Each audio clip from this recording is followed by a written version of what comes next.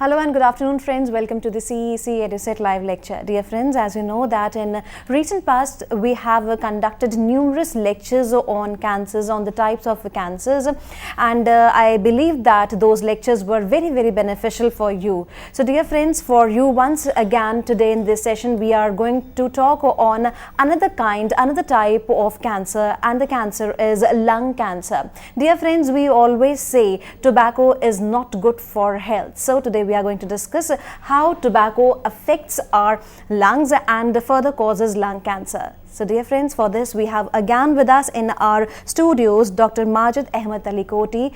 Dr. Majid Ahmed Talikoti is a chief oncologist, and I believe that you might have seen his previous lectures on cancers with the help of this EduSet platform. Today also we are going to grab maximum knowledge from him, and this lecture is also going to be one of the finest lectures. So without wasting any time, I would like to welcome our guest Dr. Majid Ahmed Talikoti, and under his able guidance we are going to learn about lung cancers. Hello sir, welcome to the EduSet lecture. Hello, good afternoon. Yeah, it's a great pleasure to be here, and today we are going to talk about one of the deadliest cancers, meaning to say the most number of deaths in the world are due to this cancer, the lung cancer. And as we all know that cancer today is treatable, curable, and above all it is also preventable. To begin with,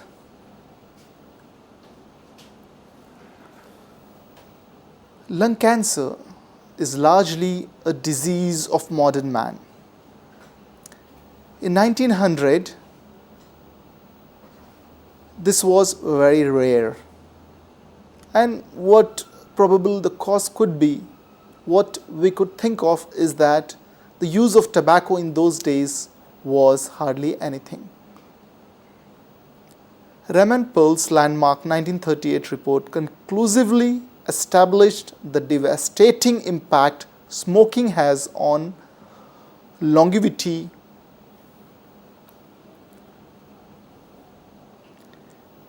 and for lung cancer, the most important culprit is nothing but the consumption of tobacco. But there are, if you see 60% of the new lung cancers, there may be few of them who have never smoked. Out of 5 women, one may say that she has not used tobacco or smoked, or 1 in 12 men may give a history who has been diagnosed that yes, the tobacco was not used, but still, nonetheless, in 90% of the cases, if the history is taken, they always give a history that there is some association with tobacco. Nevertheless, there are patients who say, okay, we have never used tobacco, but still, I have developed a cancer, I have developed a lung cancer. Yes, for 90% of the time, tobacco is the cause. 10% of the time, there may be some other causes like pollution, like, for example, the burning of charcoal at home, and many other causes like this, working in the factories like the asbestos factories and all that. So there could be many other causes, but let us discuss about the main cause first. And before that, just to give a brief introduction, how tobacco is being notorious. In India, we have an approximate population of around 120 crores. 30 million people use tobacco. And if you go by the studies, the literature, the information what we have, 50% of the male cancers are because of tobacco, and 25% of the female cancers are because of tobacco. And this ratio male to female is changing, and the female cancers are increasing, and one of the main reason is the use of tobacco in females is also increasing. We also know that, like for example, other than lung cancer, like for example, oral cancer, India is the capital. Means maximum number of patients are found in India, because in India also, along with tobacco, not only they use in the smoking form, but they also chew tobacco, which is also equally and more dangerous than smoking tobacco. And hence,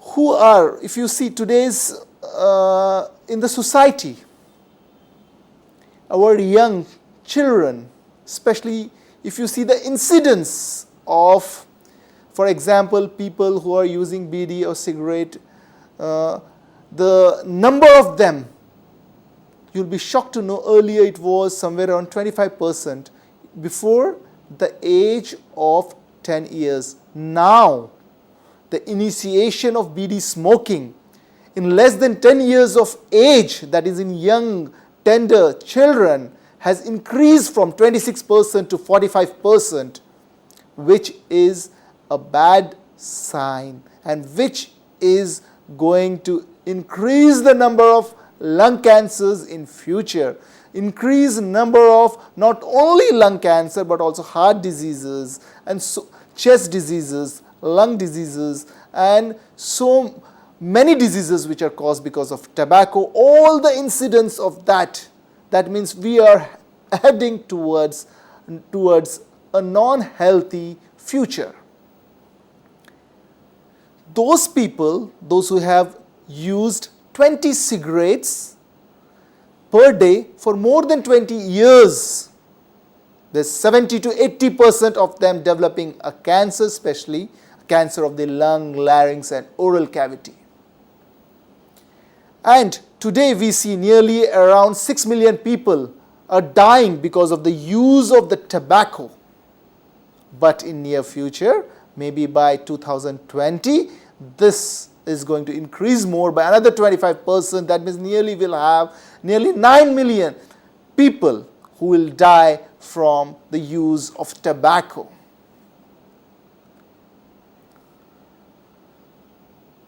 If 3 people are using tobacco, one among them is going to die because of either from the cancer or either from the lung diseases or a heart attack or a stroke. So we should, have a tobacco-free environment. We should have a tobacco-free Delhi. We should have a tobacco-free India and the whole world. Just to make you a little more interesting, in 2011, a data was collected how much amount was spent in treating diseases related to tobacco use. It was how much? It was not in something in thousands of lakhs, but it was 1,04,500 crores was the total expense which was attributable to tobacco use from all diseases in India. And the budget, or you can say the state and central expenditure over health, was even 12% lesser than that year's expenditure to treat the disease. That means the tobacco, a big culprit, a big waste of expenses, the waste of resources. So we have to do something for it to save our generation, ourselves from the tobacco. And also in America, the lung cancer is the most common cause of cancer death. There also, more than 220,000 individuals are diagnosed and died. Lung cancer is rare below age of 40, with rates increasing until age 80. That means if in younger age group,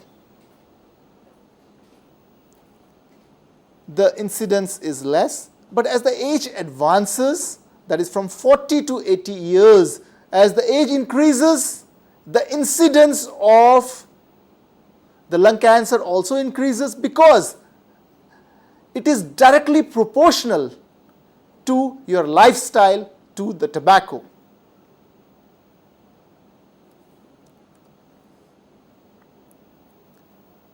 The projected lifetime probability of developing lung cancer is estimated to be 8% among males and 6% among females.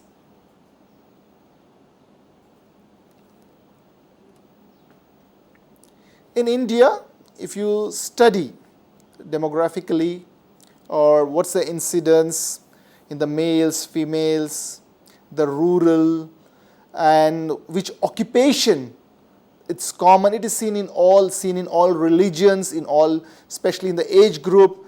The mean age is around 50 to 55, and it is more common in males as compared to females, but now the incidence in females is also increasing.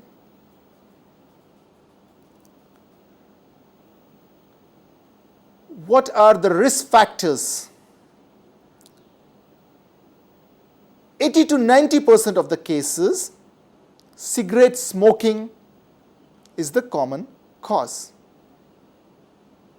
Those who smoke, they have a tenfold or greater increase or risk as compared to a common man who does not smoke.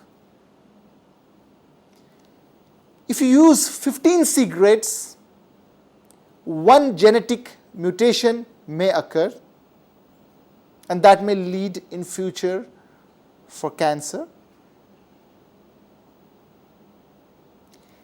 Any type of lung cancer, whether it's a small cell, non-small cell, large cell, can be caused by cigarette smoking.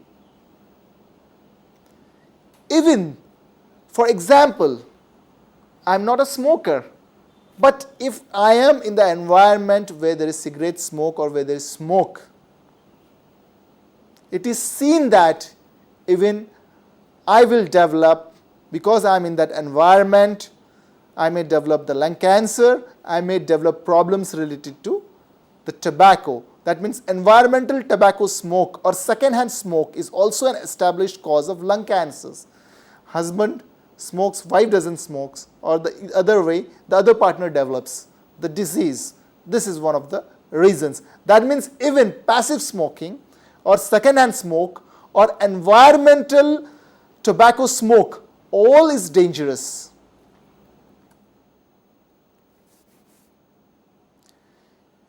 As I told you, that in Indian patients, we normally take the history when a patient comes, have you smoked, have you used tobacco in any form or no. In 87% of the males, they concluded, yes, we have used tobacco in some form and some part of their life. And 85% of the females also said this. And as the passive tobacco, as I explained, means I am not smoker, but still I am sitting with friends and all those things, and the smoke is going into me. That means I am not actively smoking, but I am inhaling it. So 3% of the people who developed cancer also had this type. So that means in 90% of all cases in India resulted from tobacco exposure. The relative risk of developing lung cancer is 2.64 for BD smokers, 2.23 for cigarette smokers, and 2.45 for overall relative risk. Yes, the tobacco is the culprit. Risk of cancer is directly related to the amount consumed and duration of habit. That means if you are decreasing it, stopping it, that means your risk is going to come down. If no, if you take the more number of times, the more number of quantity you take, and for the more number of duration you take, that much is the higher risk. We all know for oral cancer also, 90% tobacco is the cause. For lung cancer also, larynx cancer also, and many cancers like even breast cancer, bladder cancer, renal cell carcinomas, everywhere tobacco can be one of the cause. And if you combine tobacco with alcohol, it's a very deadly combination. That means, it's going to be much more dangerous. And if you see, the incidence of cancer in male and female earlier, it was somewhere around 1:6, 1 male, 6 females. Today it is 2:1. Why? The tobacco incidence, tobacco use, tobacco abuse has also increased in females.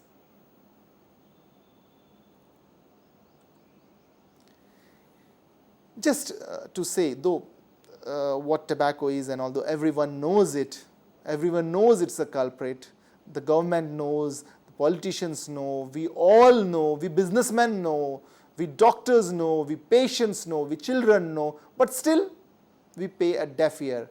Because why? We feel so many lakhs of people are working, it is their industry, they need their bread and butter. That means dacoits also are doing the same thing. What I mean to say is, what is right, what is wrong is wrong. What is ethical is ethical. That means if tobacco is a killer disease, it is like a murderer disease, then it should be treated irrespective, keeping inside who or how much benefit it is giving. That means there are more patients coming, the doctor is earning more. That means he should encourage it? No. There should be a strict law. We should think for the welfare. As I told you, that the incidence in children, our young school, young children who are coming up, you see, they are catching up with it because of the maximum publicity, advertisement, and all that. Really, we need to do something for it. If you see the tobacco in smoke, for example, BD, cigarette, cigar, hookah, etc., all this can cause lung cancer. And as I told you, something is much more dangerous, that is smokeless tobacco, gutka, zarda, khaini, pan masala, oral absorption. You know, all this tobacco has around 7,000 chemicals, 100 are highly toxic, 70 toxins which can cause cancer. Because it contains nicotine, carbon monoxide, tar, tobacco-specific nitrosamines, ammonia, and so many, toxins which can, cause cancer. Yes. See, after everyone who would not like to quit, but it's always very difficult to leave a habit which we have calculated it. And it's very simple how I get a habit. I'm not a tobacco, but when I go in a marriage, I use some, thing where little bit of tobacco flavor is given to it, like maybe in the form of a pan or some maybe, some appetizer or something like. Slowly, you start taking it more number of the time. Then what happens, you start putting little tobacco into it. Then you start, developing a habit. Then you become dependent. Then you cannot live it. Now, earlier you had control, now it has control over you. So to quit is not an easy, but just a few ways how we can go ahead by quitting it. We should first pick up a date that yes, I want to quit smoking, and then once you do it, you should stick to it. But sometimes you break it, don't worry, start it again. Okay, the battle is not lost till you start trying and winning it. Then we keep trying it. Don't lose heart. Nothing has happened. What are the benefits also? I will tell you later if the time remains. What are the benefits if you quit also? You should make a small note. Write down your reasons why you want to quit. Read over the list every day, why you wanted to quit, for your children, for yourself, for the society. Here are some tips you should think about. Write down when you smoke, why you smoke, what makes you smoke, in which environment you smoke, and try to curtain down, cut short those things. Stop smoking in certain situations, such as you have a habit of taking a break, going for after dinner taking it. So try to initially stop that before quitting it. Make a list of activities you can do instead of smoking, like playing, watching a movie, going around with friends or some other activity, a hobby which you enjoy more or equally, a little less, so that you can concentrate on those things. And very well you can make use of the doctors. We are always there to support and, try to, go ahead together and try to stop and quit it.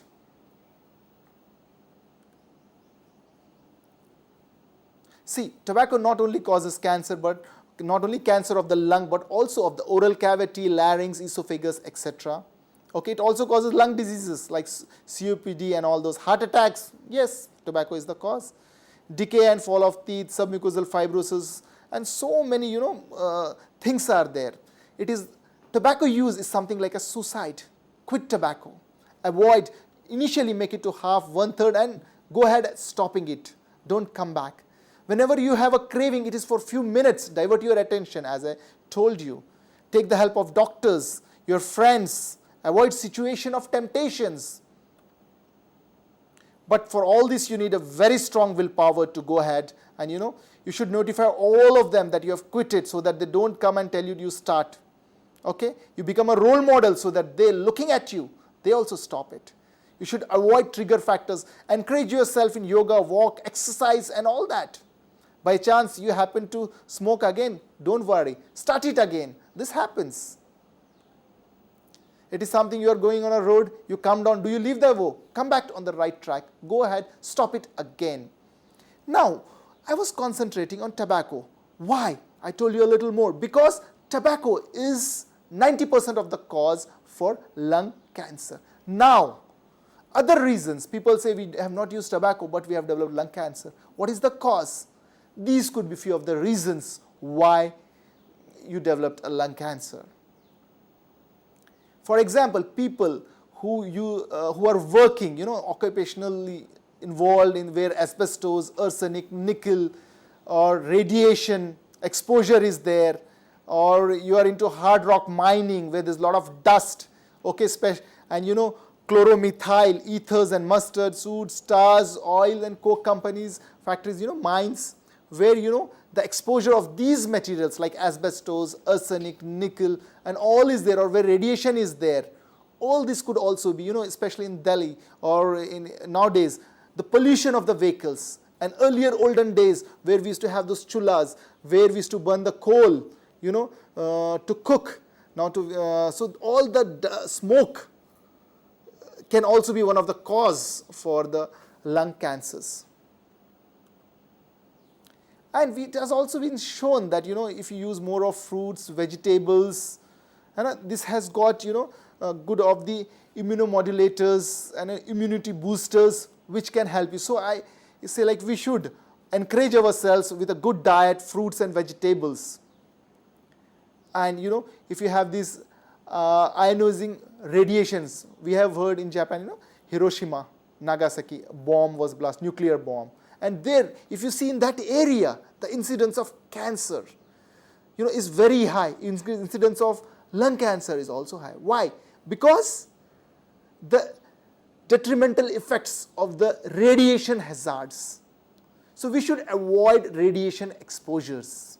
Even that could be one of the cause for the cancers. Prolonged exposure to low level of radon in homes, radiations at homes can also be, one of the causes.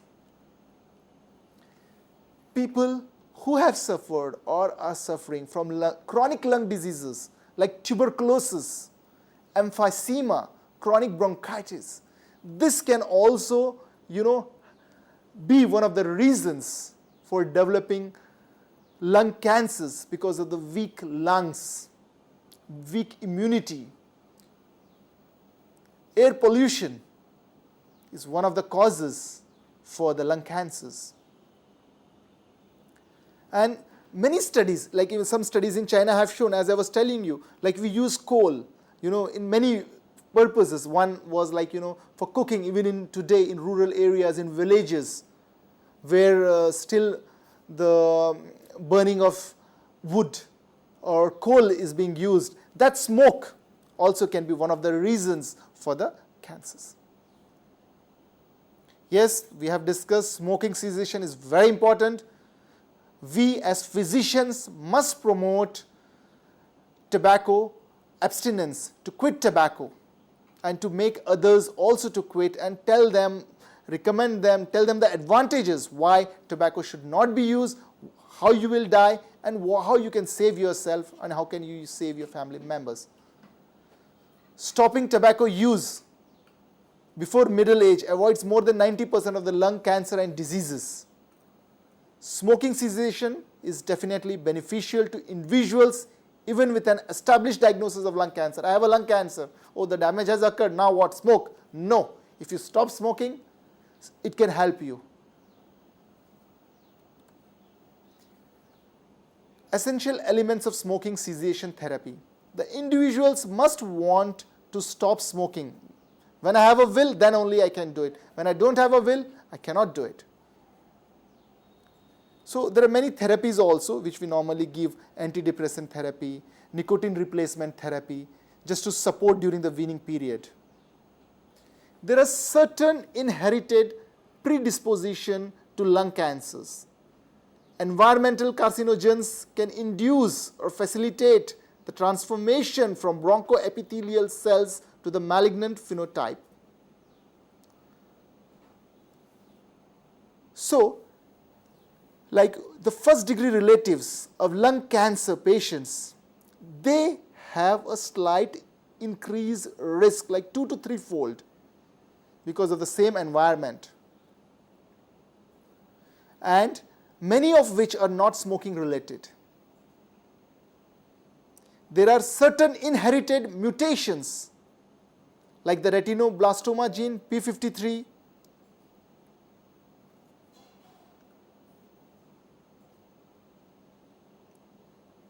three genetic loci like the 5p15, 15q25, 6p21, EGFR mutations.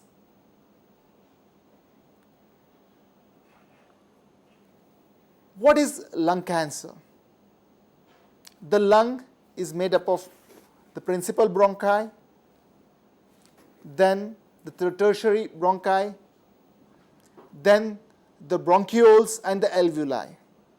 If these epithelium changes, then the lung cancer develops, like the bronchogenic cancer.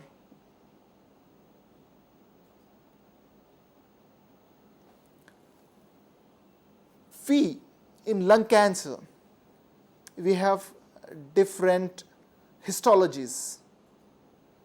The 4 important histological factors are: the most common is the non-small cell lung cancer.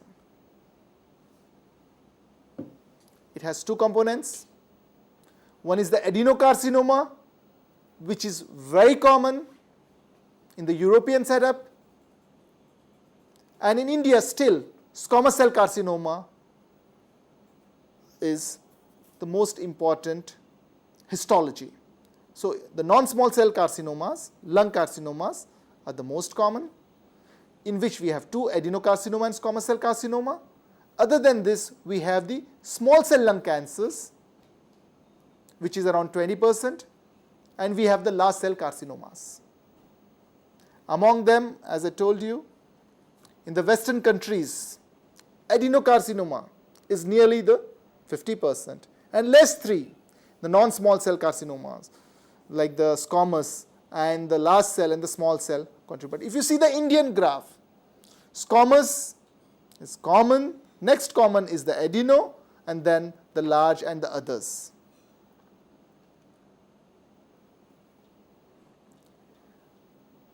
Among women and young adults, here also the commonest histology is adenocarcinoma. In people who have never smoked, in them also adenocarcinoma tends to be the predominant cancer.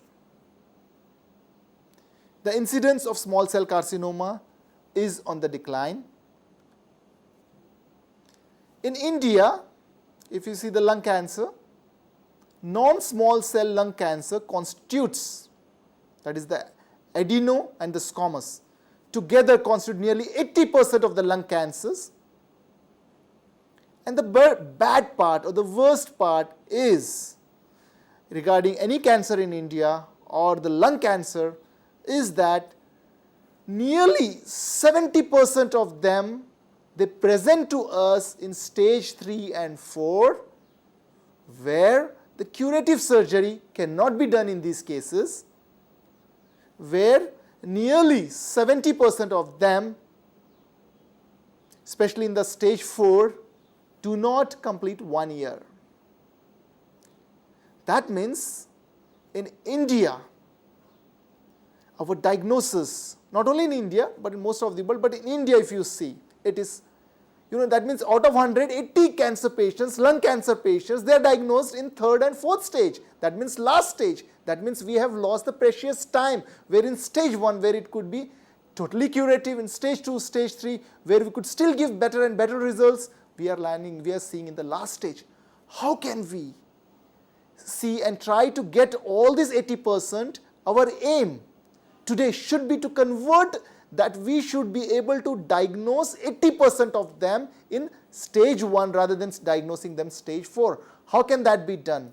That can be by awareness, like these type of lectures, by awareness in hospitals, in schools, by having specific topic over that, or having some advertisements like that, and especially having a strict screening protocol. Means those individuals who are more than 40 years and those who are smokers or who use tobacco, or in their family if there is a risk of lung cancer, so that they can get themselves screened and come to know that the person is not having cancer or has can develop cancer in the near future. For those screening. So still studies are going on all over the world, but nowadays in screening we use low dose CT scans, which will give us an idea like how is there any nodule appearing, or is there already a nodule that could be a cancer. So we really need to do something to change this figure of 80% diagnosis in the last stage, and that can be done by awareness, that can be done by increasing the health facilities, by increasing the screening protocols.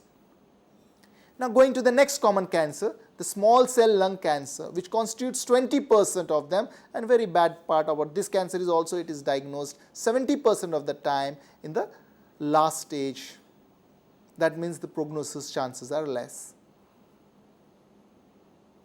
And in Western countries, most of the Western countries, adenocarcinoma has become number 1. In India still we have the squamous 1. Now going to the small cell cancers. These are the poorly differentiated neuroendocrine tumors, most commonly in the smokers. They are highly prevalent. Incident rates are higher among men than women. And their presentation is like they have a central mass along the bronchus. They are centrally located tumors.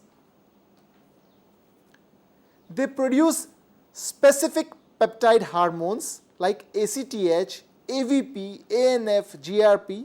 These hormones may be associated with the paraneoplastic syndromes, and the differential diagnosis could be for small cell carcinomas, or they could be poorly differentiated non-small cell carcinomas, neuroendocrine carcinomas, or the lymphomas, small round blue cell tumors, or sarcomas. These could be few of the differential diagnoses. Histologically, when we see, the slides look like this under microscope, where you have small cell carcinomas with islands of small, deeply basophilic cells with necrosis.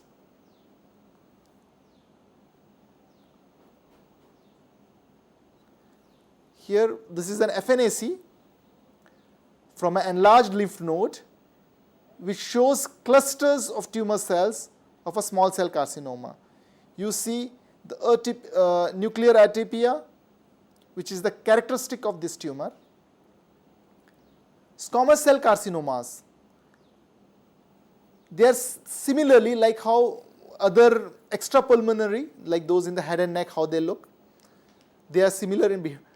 They occur also centrally, that means along the bronchus, and centrally located. And usually the squamous cell carcinoma variants, they give a strong history of smoking. The pattern is that of an infiltrating nest of tumor cells with central necrosis resulting in cavitation. Creatine can usually be seen when present. I'll just show you how it looks, and the differential diagnosis here could be squamous metaplasia. You see here how a well differentiated squamous cell carcinoma, which is showing keratinization. This is the cavitation within a squamous cell carcinoma. If you take a sputum, and here you can see the keratinized squamous carcinoma cells with a prominent hyperchromatic nucleus. Now moving to the adenocarcinomas. Adenocarcinomas, they are commonly peripheral in location, as in comparison to the small cell, in comparison to the squamous cell. It is the commonest type, especially in the non-smokers.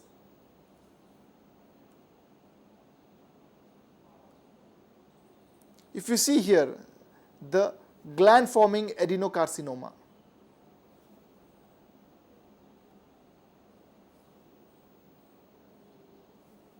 This is a gross specimen. Bronchoalveolar carcinomas, it's a subtype of adenocarcinoma which grows along the alveoli without invasion, present radiographically as a single mass as a diffuse multinodular lesion.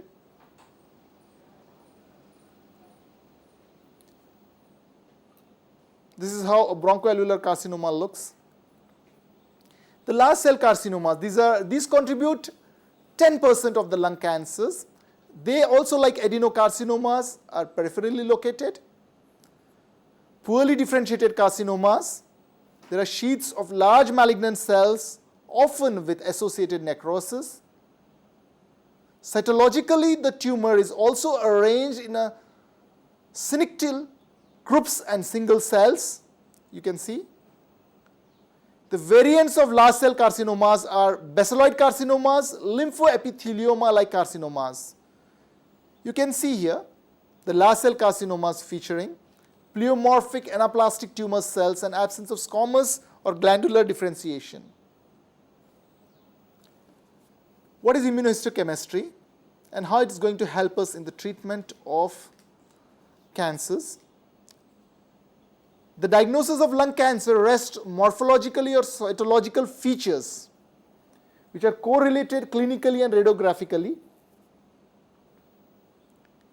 Usually we have the EGFR, the ALK, TTF, these are the markers. And in squamous cell carcinoma, as you can see here, the positive immunohistochemical markers like the cytokeratin, etc. And in adenocarcinoma also, the TTF, neuroendocrine markers. In the large cell carcinomas, the neuroendocrine markers, cytokeratin, TTF. So these are the positive immunohistochemical markers which we get. So by this we will come to know the exact cell of origin for lung cancers, which is not, today after so much of this also we are still not sure the exact cell of origin from which the lung cancer is known, but still it is type 2 epithelial cells which give rise to the tumors. The oncogenes, as I was saying, in adenocarcinomas like the EGFR, KRAS, ALK, squamous cell carcinomas, EGFR. Why I am discussing about these are because these sometimes in stage 4 also, these oncogenes, when we give a specific targeted therapy, the results are really good. So these are of importance for targeted therapy. Even we have seen with stage 4 patient of an adenocarcinoma in whom EGFR is positive or ALK is positive. We have given crizotinib or we have given them the results like with the geftinib and all, they are really good. Means the stage 4 also, we are able to extend the lifespan, we are able to increase the quality of life. That's how the medicine is changing. So for these, all these markers are very important.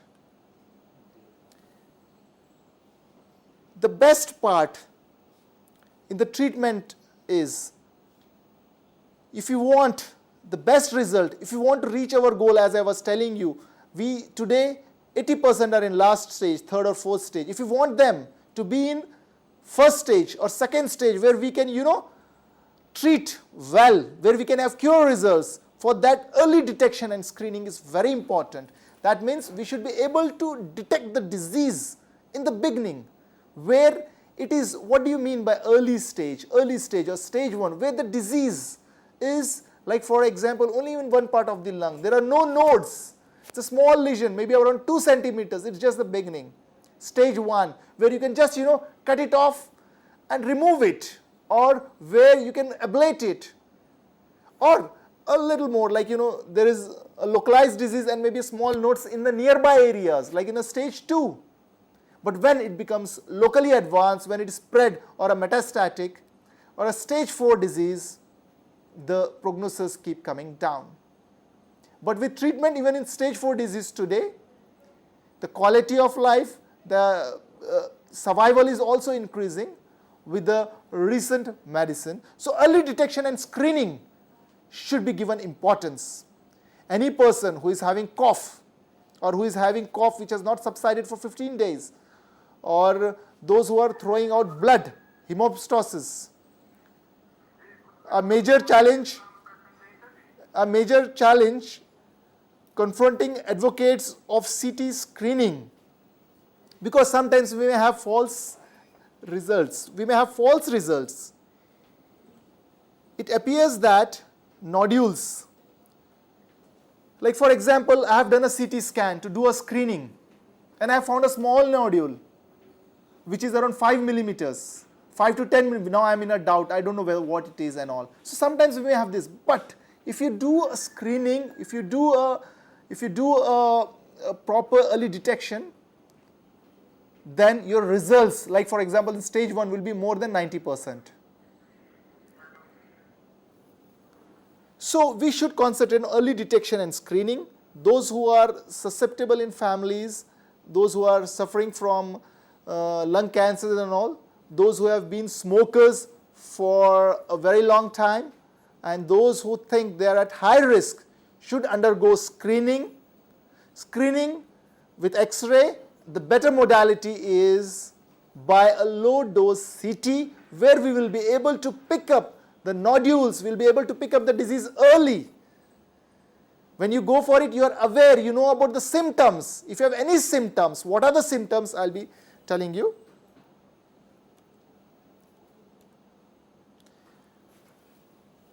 When the symptoms come, it is not the early stage. Usually the cancers, initially in stage 1 and 2, they are not symptomatic. But we should never neglect the symptoms. What are the symptoms of a lung cancer? A person may have a cough which is for 15 days to 7 days, that's okay. But a cough which is not, you are not getting rid of, after taking treatment also it is not taken care of, then it really needs an attention that it should not be a cancer. If a person is having chest pain, it could be cancer, lung cancer. If with the sputum blood is coming, hemoptysis is there, then it could be lung cancer. Person is while walking and all, is dyspneic. This could be also one of the symptoms. If you are developing bone pains, clubbing, if there is a fever or weakness, or there is difficulty in swallowing, dysphagia, maybe the nodes are compressing there, or there is meaning to say these symptoms like cough, weight loss, dyspnea, chest pain, hemoptysis, bone pain, clubbing, fever, weakness, dysphagia, etc., you should not neglect them. If the symptoms do not resolve in a week to 15 days time, you should go, you should check, you should ask yourself and your team whether am I suffering from any disease. And when we, as a doctors, we take a history, we should always elicit whether there is a loss of weight, whether there is musculoskeletal pain, whether there is headache, there is any seizures or weakness. And when we examine, we should look for the lymph nodes as doctors. And we should see whether there is any, when the person who is talking, has he got any change of voice? All these things should be taken care of. Sometimes they may be, for example, if a person is having dysphagia, what could be the cause of dysphagia? That is difficulty in swallowing, maybe the mass is compressing. If the person is having hoarseness, change of voice, maybe the recurrent laryngeal nerve is getting involved. There is Horner syndrome, that is anophthalmosis, ptosis, anhidrosis, etc. Is there pleural effusion? That means breathlessness or pain in the chest is there. Or, heavy, for example, like if there is an effusion or tamponade, that can also occur. So all this, as doctors, we need to, look into all these things, whether the patient who has come is having all this.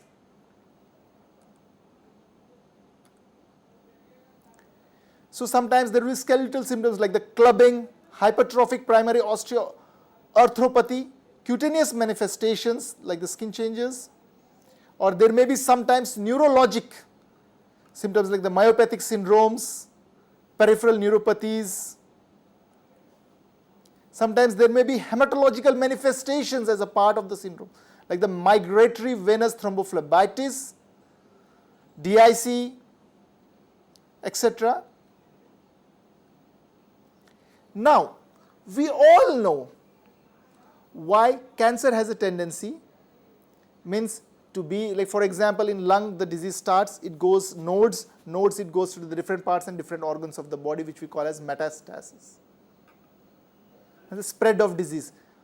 An important feature which makes any cancer a killer disease is the metastasis. And we have commonly seen that even,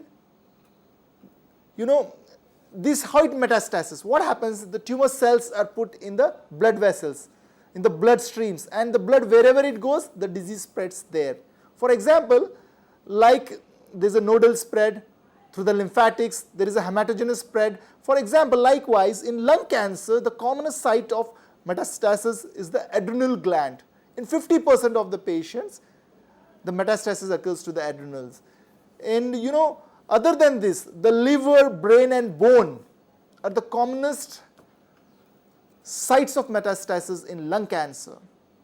So what we do is we always keep screening. Like for example, if a person of any cancer comes, we always still go for a PET CT. And what are the investigations to be done and all? I'll just go ahead.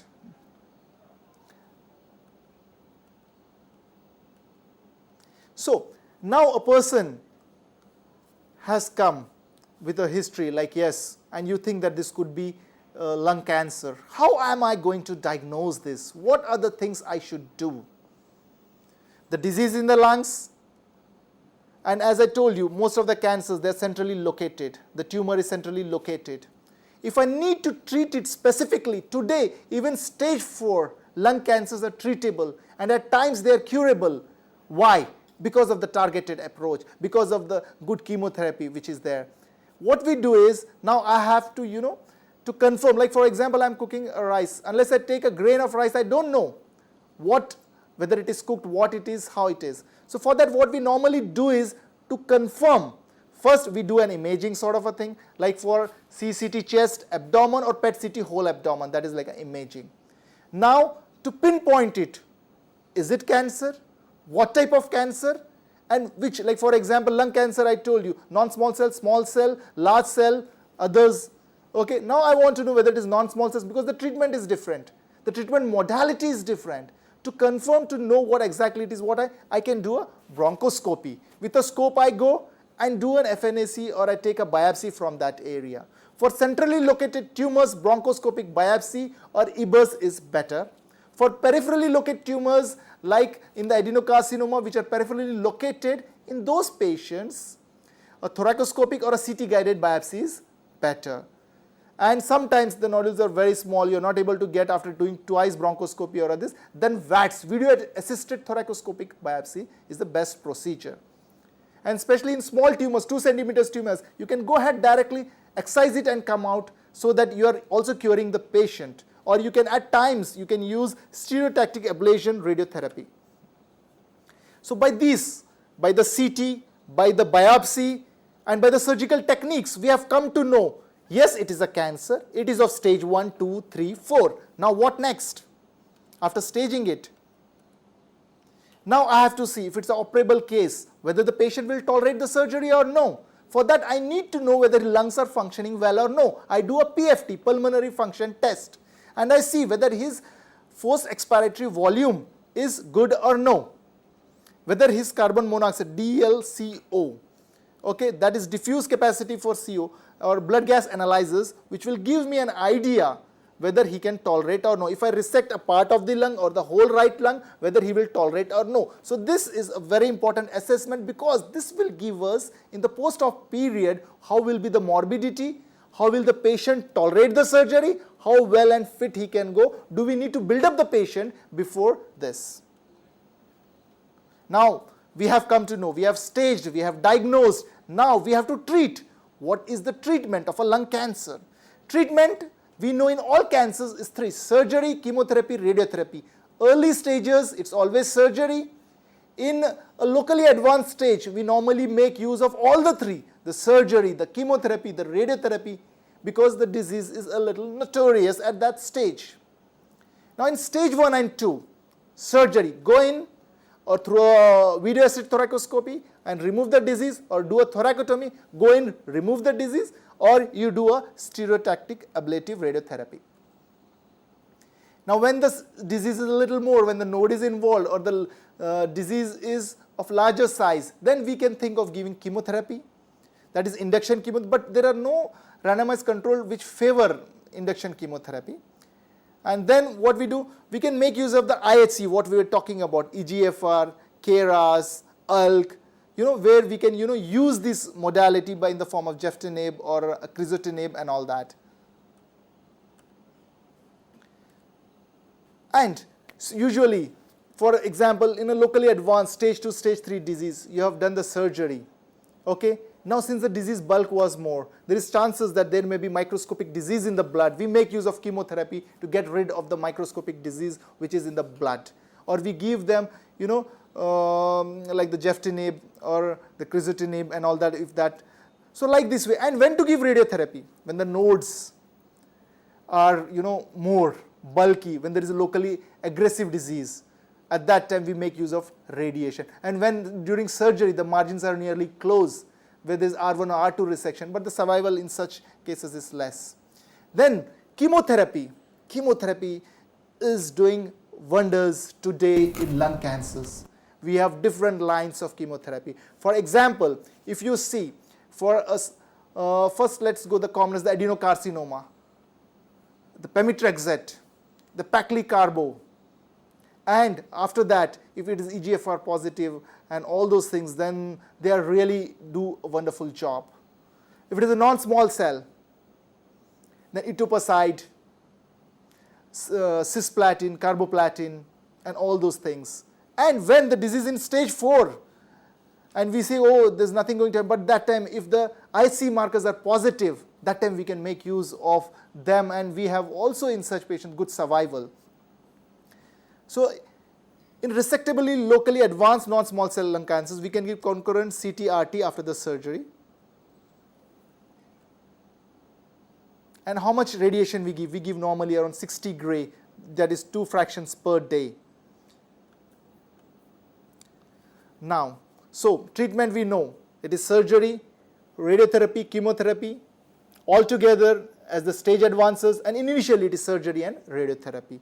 What are the advantages I would like to tell? See, if you quit smoking tobacco right now, after 20 minutes your blood pressure and pulse rate decreases, your body temperature of hands and feet increases, you start feeling better. Within 24 to 48 hours, the chances of heart attack start decreasing, ability to smell and taste improves.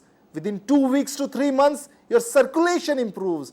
Walking becomes easier, which used to find it difficult before.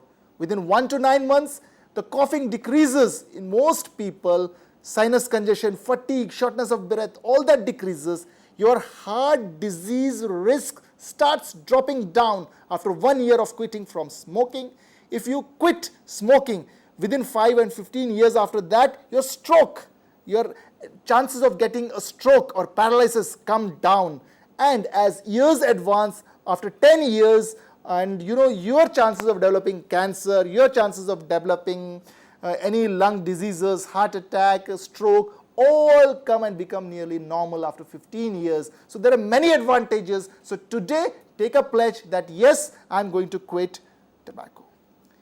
And yes, it is a fact that lung cancer, though it's a deadly disease, it is definitely a preventable disease. And how can we prevent it? The only answer to that, 90% of them, we know the culprit is tobacco. Quit tobacco and significantly reduce your risk for all cancers.